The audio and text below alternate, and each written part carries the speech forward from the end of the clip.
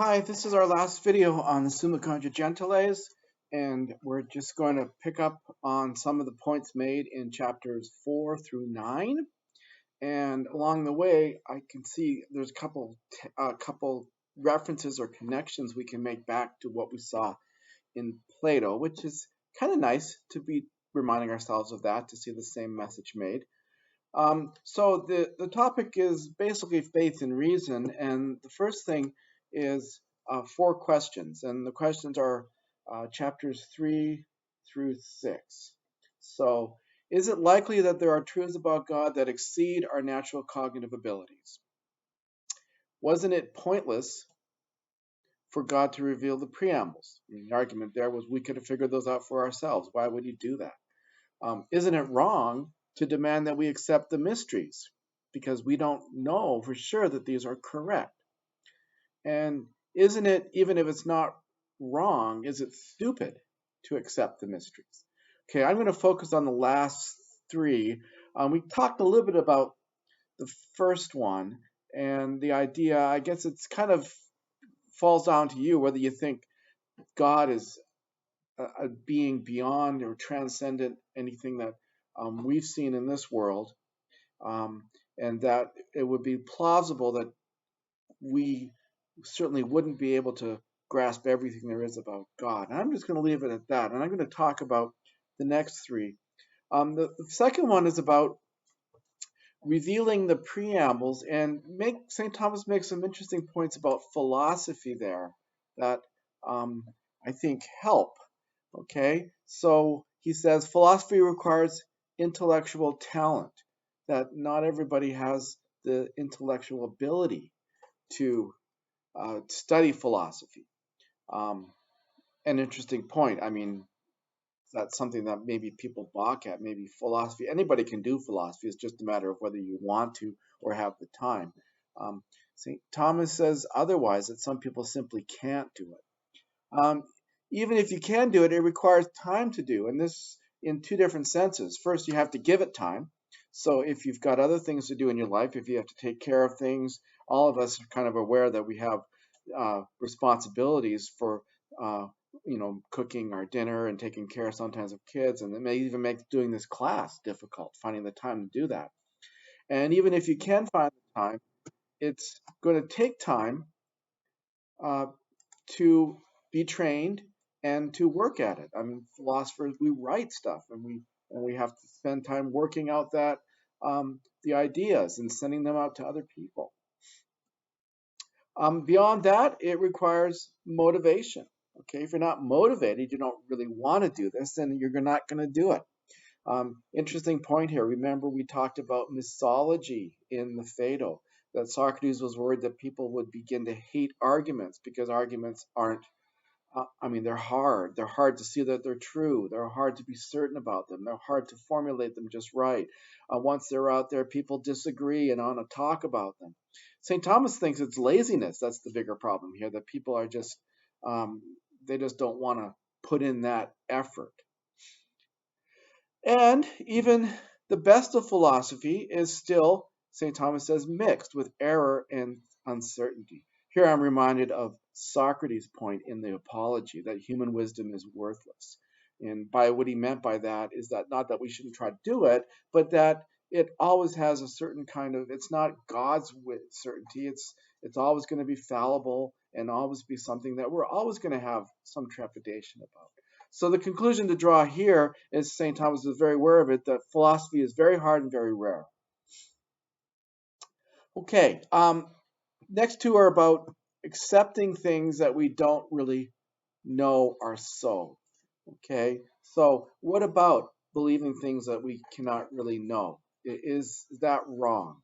Well, 4 points that St. Thomas brings up, and I saw references of these in all the things that we've read so far. So one of the things he says is that it gives us some sense of our real goal in life. And here I thought about book 3 of Boethius, where after saying, well, fortune's not going to help you, you shouldn't put your faith in fortune. If you look inside, you see that even in our sides that we have a desire to go beyond, to do more, to get more. And that the mysteries can fulfill that desire and explain it to us. Okay. Another interesting point is a high calling in life fights pessimism and despair. So there's the whole message of the of Boethius, that we will easily give in to despair without a kind of this higher motivation. It guides human efforts at knowledge. Okay, so it's a point in the Phaedo that we have to trust somebody and follow somebody at the beginning, and this would be another example of that. And then finally, it keeps us humble and reminds us of the true nature of human knowledge. Back to the point we were making on the previous slide, Socrates' point about human wisdom. Okay, so there would be some reasons offered why it wouldn't be wrong to trust people and not and to believe things that we could never ever prove for ourselves. Would it be foolish? Well, okay, this raises the question of responsible belief. Okay, so it's not a matter of belief is wrong, reason is only all that there is. Responsible belief is a necessary condition to start off. Okay, so we want to avoid credulity, just believing anything, and presumption, thinking that we have to know or be shown everything for certain. Okay, as we learned in the Phaedo, the search for wisdom depends upon authority. We have to trust someone at the beginning. Okay, so the question isn't a matter of avoiding trust for St. Thomas, it's a matter of having good trust. Okay, and so there are 7 things that St. Thomas points out that support trusting the church. So he says miracles, witness of the martyrs, the nature of the message, okay, and so forth. One of the things I'll put at the bottom, notice this last one, the church's respect for intellectual integrity. This is an interesting point, that the church doesn't tell people that they have to believe this. They want people to see for themselves that they're plausible and reasonable. And St. Thomas spends a little bit of time talking about other faiths here. It's not all very PC, but I'll let you look at that yourself. That would be chapter 6.